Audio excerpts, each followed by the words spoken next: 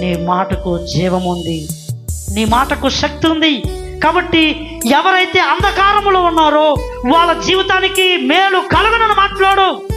రోగులతో మాట్లాడు, సమస్యలతో ఉన్న వారితో మాట్లాడు, అపజయంలో ఉన్న వారితో మాట్లాడు, ఎన్నో రకాల ఇబ్బందుల్లో ఉన్న వారితో మాట్లాడు. నీ నోటులోంచి పలికే మాటకు వారి జీవితాల్లో క్షేమం కలుగుతుంది. అందుకే నేను పెట్టాడు. బైబిల్ గ్రంథంలో ఒక సందర్భం ఉంది, చాలా మనకి వేదన కలుగుతుంది. ఇశ్రాయేలీయుల్ని దేవుడే, నేను మీకు తోడుంటాను, మీరు భయపడొద్దు, మీరేమీ దిగులు పడొద్దు, మీరు నేను చెప్పినట్టుగా బయటకు వచ్చేయండి, ఆ ఐగుప్తులో మీరుంటే మీకు మంచిది కాదు, నేను మీకు మంచి జీవితం ఇస్తాను అని చెప్పాడు. అయితే దేవుడి మాట విన్నారు, వచ్చారు.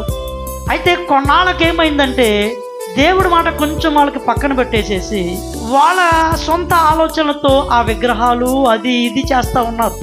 దేవుడు ఏం చేశాడంటే వీరికి కొంచెం జ్ఞానోదయం కలిగించాలని తీసుకొచ్చినోడే నెబుకద్నెజర్ అనే ఆ రాజు చేతికి వీళ్ళని అప్పగించాడు.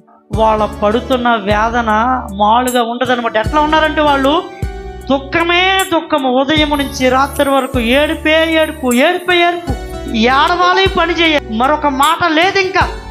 అయితే ఇక్కడ సిచ్యువేషన్ ఏంటంటే దేవుడు వాళ్ళకి ఏమి నేర్పించాలనుకున్నాడో తెలుసా?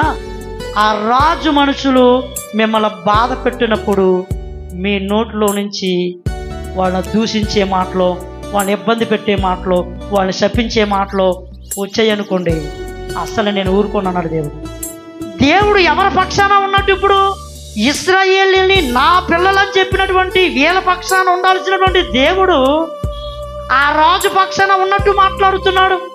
అంతటితో వదిలిపెట్టలేదు. ఏమన్నాడంటే, ఒకవేళ మీరు మిమ్మల్ని వాళ్ళ బాధ పెట్టినప్పుడు గనుక వాళ్ళ గురించి మీ మనసులో క్షేమకరమైన మాట, మంచి మాట, ఊరడించే మాట మాట్లాడకపోతే మీ జీవితాలకి క్షేమం లేదు ఇంకా.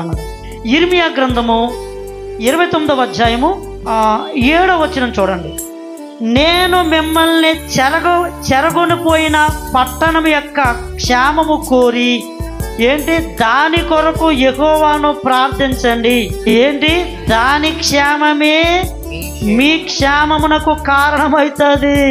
అయ్యో ఇశ్రాయేలులారా, మీరేదో దేవుని పిల్లలని చెప్పి మీ నోట్లో నుంచి శపించేద్దాం అనుకుంటున్నారేమో. మిమ్మల్ని బాధ పెట్టే వాళ్ళ క్షేమము మీ మనసులో కోరుకోండి, అప్పుడు నేను మీకు క్షేమం ఇస్తాను. అంటే దేవుని ఉద్దేశం ఏంటంటే ఇశ్రాయేలీయులకి నోరు ఎలా వాడాలో చెప్తున్నాడు.